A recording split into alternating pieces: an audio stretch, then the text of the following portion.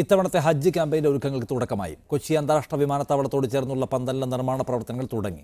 സ്ത്രീകൾക്കുൾപ്പെടെ ഒരേ സമയം 100 കണക്കിന് പേർക്ക് പ്രാർത്ഥനയ്ക്കും താമസത്തിനുമടക്കം വിപുലമായ സൗകര്യങ്ങളുണ്ട്. മാഹിയിൽ നിന്ന് 43 പേരും ലക്ഷദ്വീപിൽ നിന്ന് 303 പേരും ഉൾപ്പെടെ 11,423 പേരാണ് ഇത്തവണ കൊച്ചിയിൽ നിന്ന് ഹജ്ജ് യാത്രയ്ക്കായി പുറപ്പെടുക.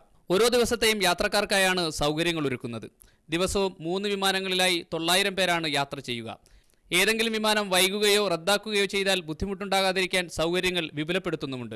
ഒരേ സമയം 1200 പേർക്കാണ് താമസ സൗകര്യം. കേരളത്തിൻ്റെ ചരിത്രത്തിൽ ഏറ്റവും കൂടുതൽ ഹാജിമാർ ഹജ്ജിന് പോകുന്നത് ഈ വർഷമാണ്. ഇൻഷാ അല്ലാഹ് 13-ാം തീയതി രാവിലെ 6:30 മണിക്ക് നെടുമ്പാശ്ശേരിയിൽ നിന്നും ആദ്യത്തെ വിമാനം 300 ഹാജിമാരെയും വഹിച്ചുകൊണ്ട് പുറപ്പെടും. 700 വീതം സ്ത്രീകൾക്കും പുരുഷന്മാർക്കും നമസ്കരിക്കാനുള്ള സൗകര്യം സജ്ജീകരിക്കുന്നുണ്ട്. വിമാന അറ്റകുറ്റപ്പണി കേന്ദ്രം കൂടാതെ 45,000 ചതുരശ്ര വിസ്തൃതിയിലാണ് പന്തൽ നിർമ്മിക്കുന്നത്.